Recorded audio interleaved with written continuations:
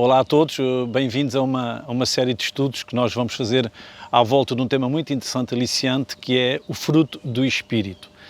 A grande ideia de fundo é que a vida do cristão autêntico, da pessoa que conhece Deus e que cresce em Deus e quer segui-lo, é uma vida que depende do esforço, da qualidade de cada um, daquilo que se empenha em fazer, daquilo que deseja fazer, mas o que é verdade é que o ser humano não consegue por si só realizar-se. E aí precisamos também da ajuda de Deus. E este grande tema, o fruto do Espírito, é exatamente para compatibilizar, para juntar estes dois esforços, que é, por um lado, o ser humano tem que desejar, tem que querer, tem que buscar a Deus, mas também é verdade que aquilo que vai acontecer é o resultado do que Deus vai fazer na sua vida. E este fruto do Espírito é exatamente porque é a pessoa do Espírito Santo que vai trabalhar, vai produzir aspectos do caráter da vida da pessoa. Isto vai ser feito em várias vezes e gostaríamos de convidá-la a assistir e a acompanhar connosco com a sua Bíblia para podermos aprender mais sobre o que é o fruto do Espírito. Deus abençoe a todos e bem-vindos ao nosso estudo. Ora, muito boa noite, mais uma vez, com muito gosto, em que vamos participar nesta conversa entre nós e a Bíblia, à volta do nosso tema, o fruto do Espírito, ou o fruto do Espírito Santo na vida de cada um que de alguma forma se abre e tem predisposição para deixar que Deus faça uma mudança da sua vida. Deus quer de alguma forma renovar esta imagem que foi perdida com Adão, perdida com o pecado, e Deus quer renovar essa imagem. E o fruto do Espírito é exatamente esta característica, esta ação divina na vida de cada um de nós. Nós já vimos alguns dos frutos, ou como na introdução falámos alguns dos aspectos do fruto, conforme o texto base Gálatas capítulo 5 verso 22, que o fruto do Espírito é amor, gozo, paz, longanimidade, benignidade, bondade, fidelidade, mansidão e autodomínio.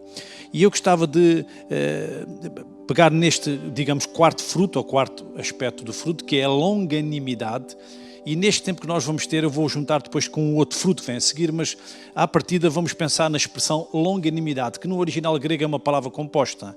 Tem dois aspectos interessantes, que é a ideia de ser longo, macros, grande, longo, como em português longanimidade é longo, um ânimo longo, é uma expressão longa, e isto aponta muito para a atitude de fúria, de ira, que eventualmente pode surgir diante de circunstâncias da vida, e a longanimidade é como se fosse longo, atrasasse, como se fosse, conseguíssemos aguentar.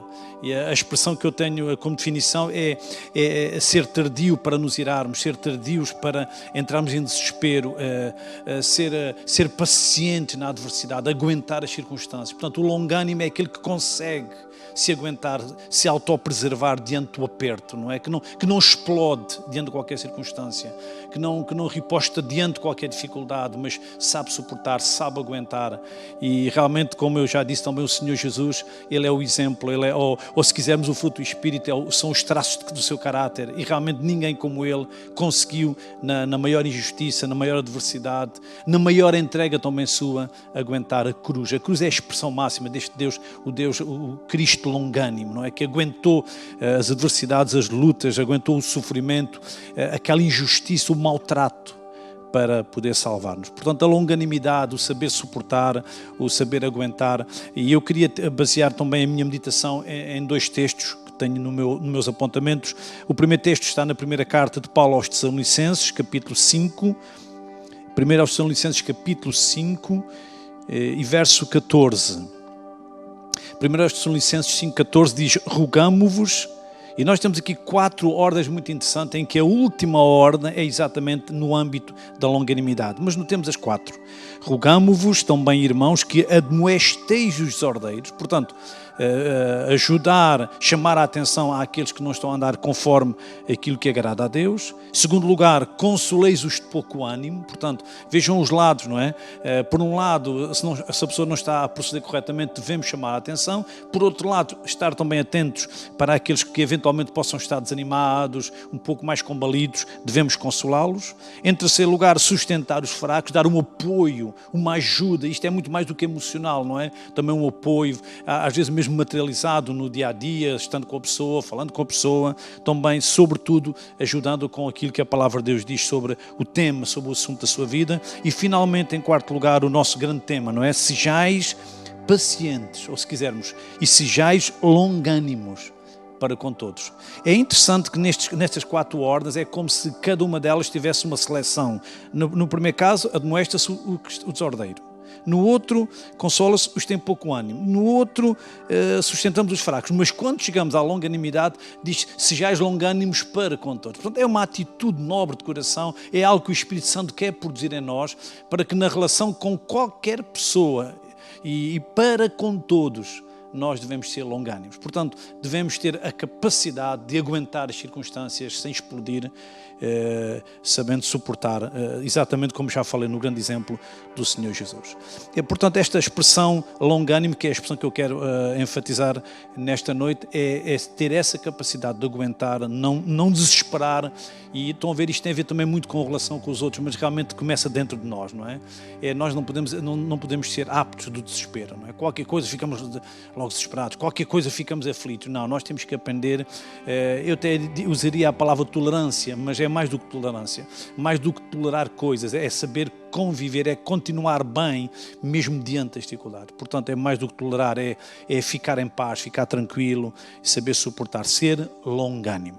Um outro texto que eu queria também, é ainda do apóstolo Paulo, na segunda carta que ele escreve ao Timóteo, segunda carta a Timóteo, ainda neste tema da longanimidade. E agora reparem se não é interessante.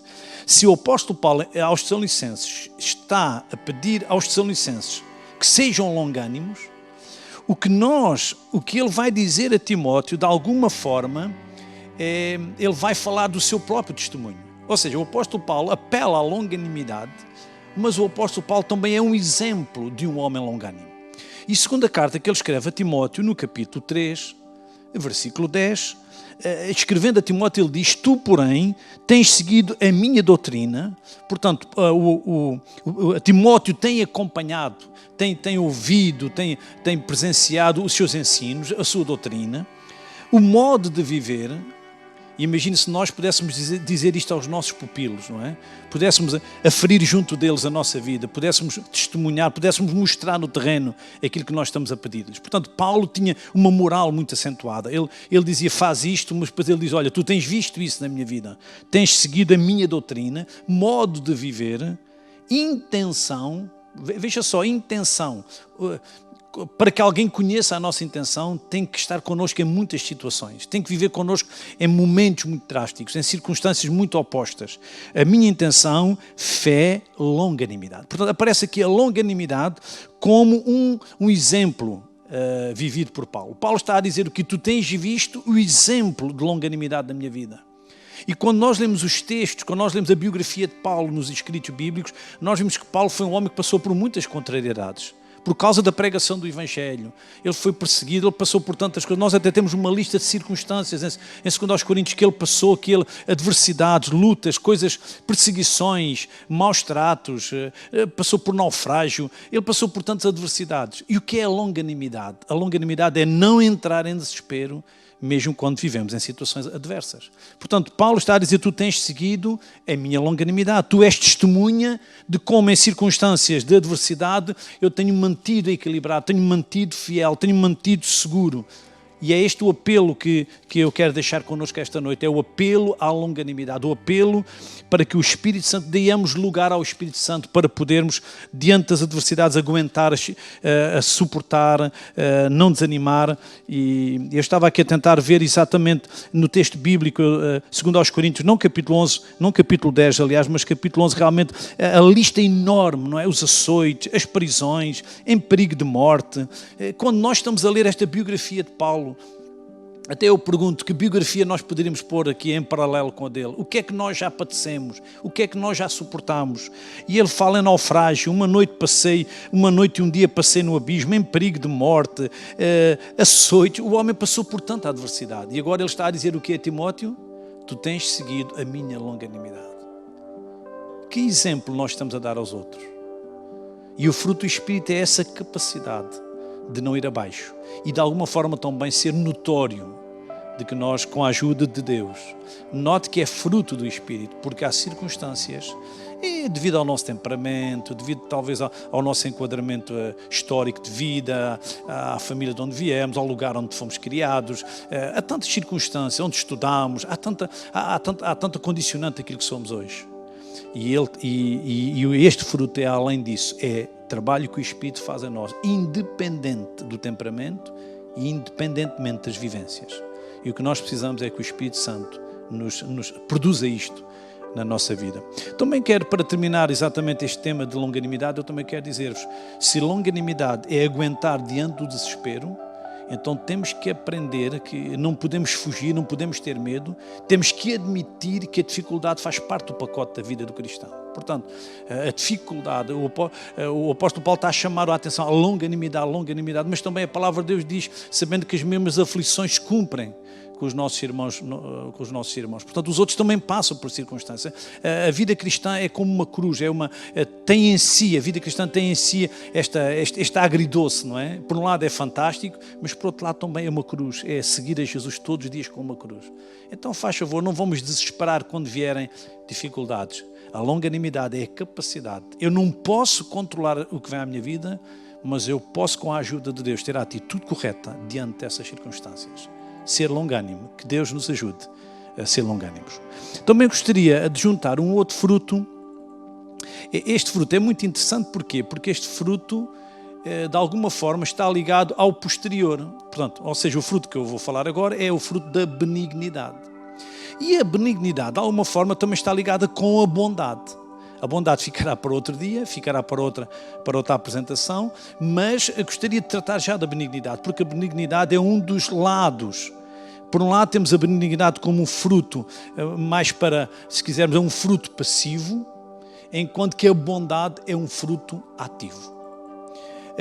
Eu gosto desta ideia porque a Bíblia está cheia de binómios muito interessantes, esta ideia do ativo, do passivo. O próprio Deus também é ativo e passivo. Eu lembro-vos que quando a Bíblia fala de graça e de misericórdia, muitas vezes Deus é um Deus da graça, e na graça, Ele faz algo em nosso favor, algo que nós não merecemos. E o que é a misericórdia? A misericórdia é Ele não fazer o que nós merecemos. Portanto, nós somos beneficiados por Deus, seja Ele passivo ou ativo, sempre Deus é bom. É bom quando a misericórdia retém a sua ira, retém a sua ação que iria, de alguma maneira, trazer dificuldades ou que seria maléfico para nós. Deus retém a sua mão nessa área, mas depois, quando chega à graça, Deus vai fazer aquilo que nós não merecemos. Portanto, o sol que se põe sobre justos e injustos, portanto, um Deus que está a fazer bem, Ele quer fazer bem a todos. Mas o que é certo é que Deus, muitas vezes, Ele retém-se, Ele segura-se, Ele é misericordioso para não fazer o que nós merecemos. E realmente aqui também neste binómio benignidade e bondade nós temos também estes aspectos. Porque às vezes porque nós vivemos num tempo, numa sociedade de dinâmicas, de ações, de energia, de força, não é? E nós muitas vezes podemos pensar que a maneira para agradar a Deus é só fazer coisas, mas não é verdade. Às vezes temos que ter atitudes de passividade. E quando é feita a Jesus aquela pergunta, que é a verdade? Qual é a resposta de Jesus? Ele ficou em silêncio. O pregador que andava terra em terra a falar, que andava a pregar, que andava a anunciar, agora ficou em silêncio. Jesus sabia moderar os momentos. Ele sabia quando é que tinha que ser passivo e quando é que tinha que ser ativo.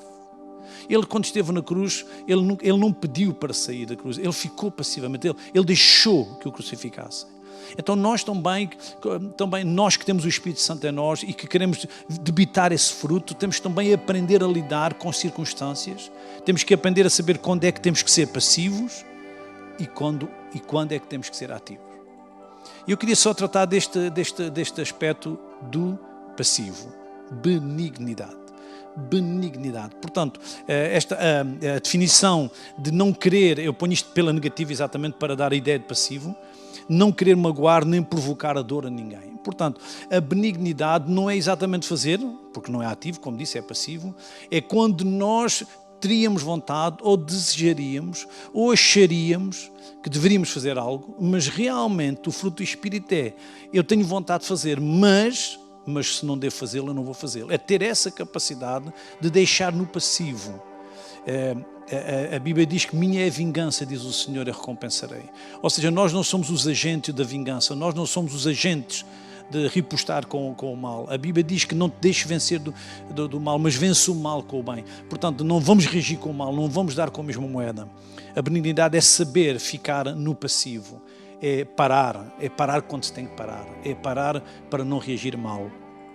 E é verdade que é um texto de base quando falamos também do fruto do amor, que é 1 Coríntios, capítulo 13, e realmente naquela lista do amor, diz que o amor é benigno. Lá está. O amor também é benigno. O amor às pessoas leva-nos a não reagir, porque se o fizéssemos, reagiríamos e seria negativo. Como também depois iremos ver isso no ativo, temos que reagir noutras circunstâncias. Vamos abrir então as Escrituras. Eu vou abrir em Efésios capítulo 4, poderão também neste momento ouvir-me, ou se quiserem também abrir a vossa Bíblia, mas lerei em Efésios capítulo 4 e o verso 32. O verso 32 de Efésios capítulo 4 é exatamente onde termina um conjunto, ou se quiser um parágrafo de ideias, e este verso 32 é como um corolário, é como um fecho destas ordens pela negativa. Reparem que, e eu friso isto, benignidade tem a ver com passividade. É uma bondade pelo passivo, se eu posso dizer assim. E olhando para o verso 32, diz antes. Esta expressão antes é como se estivéssemos a dividir duas grandes ideias. Porque o antes, sede uns, antes, em vez de que sejam isto. Então, temos que ver o que é em vez de, temos que voltar para trás e a partir do verso 26, nós temos até ao verso 31 algumas atitudes de passividade que temos que ter. O verso 26, irai-vos e não pequeis. Ou seja, não deixem que a vossa parte emocional perca o controle. Não pequem, não exagerem, não, negativo. 27, não deis lugar ao diabo. Estão a ver? Se fosse pelo passivo, era deem lugar a Deus. Mas como é pelo negativo, digamos assim, não deis lugar ao diabo. O verso 28 diz para aquele que furtava, não furte mais. Portanto, o fruto do Espírito, numa pessoa que roubava, como é que se vê o fruto? Qual é o fruto do Espírito? É não roubar mais. É não retirar o que é do outro. No verso 29 diz que não saia da vossa boca nenhuma palavra torpe, corrupta, uma palavra prejudicial. Estão a ver? Portanto, muitas vezes ficar calado é fruto do Espírito. Quando apetece dizer uma palavra menos honrosa, quando apetece dizer uma palavra, olha, torpe, o não dizê-la é fruto do Espírito. Porque às vezes apetece-nos, somos humanos, temos sentimentos, apetece-nos reagir, mas às vezes é preciso não. Verso 30, e não entristeçais o Espírito Santo. Estão a ver sempre pela negativa, sempre pela negativa. O verso 31, seja tirado entre vós tudo, a amargura, a ira. Portanto, este texto do verso 26 ao verso 31 do capítulo 4 de Efésios fala dos nãos. São os nãos. É o que não. Isto não se faz. Isto não faz parte do novo homem. Isto não é fruto do Espírito. Isto não se faz. Então, o não fazer isto já é bom, já é o fruto do Espírito. Mas veja só, é interessante depois o tal verso 32, o nosso grande versículo. Antes, ou seja, em vez de vocês que faziam isto e agora já não fazem, o que é que devem fazer? Sede uns para com os outros benignos, perdoando-vos, ou se quiserem misericordiosos, perdoando-vos. Então esta benignidade é a atitude que se tem que ter para não fazer estas coisas. É o outro lado, é o oposto. A benignidade é o oposto destas coisas. E se tivermos que dizer alguma coisa, Paulo está a dizer, sejam benignos, sejam misericordiosos. Então,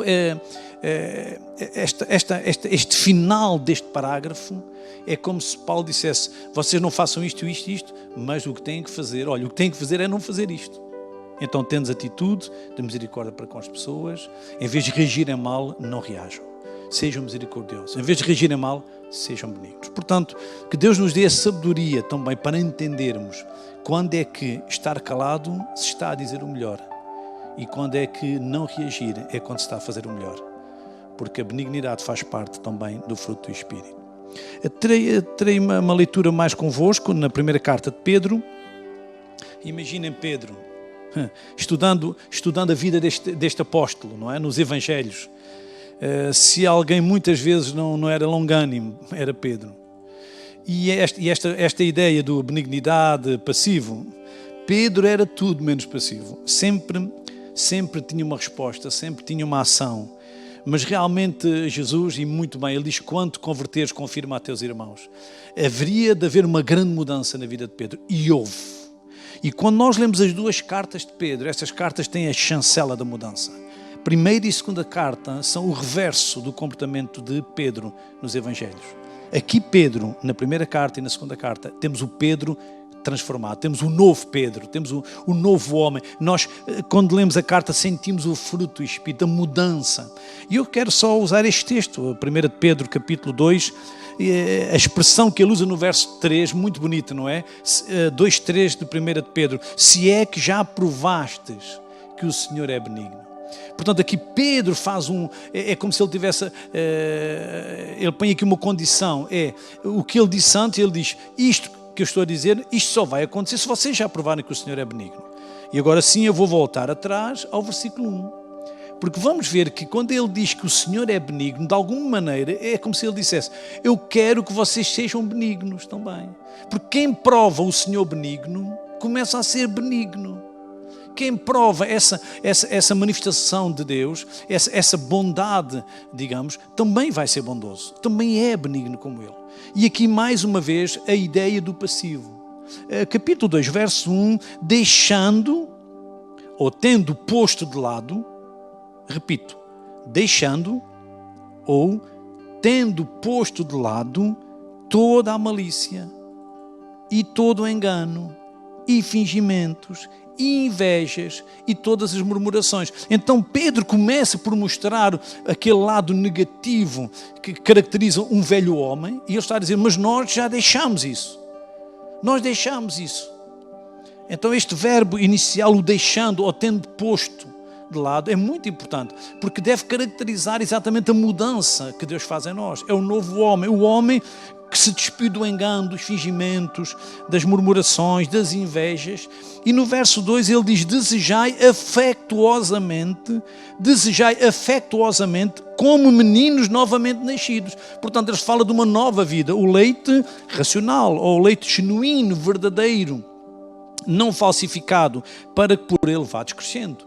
E repare que no versículo 1, Pedro está a dizer: vocês deixaram aquilo e começaram de novo. Então ele trata-nos como se fôssemos agora uns bebezinhos, novamente nascidos. Vocês agora são umas criancinhas no sentido espiritual. Vocês estão a começar algo novo.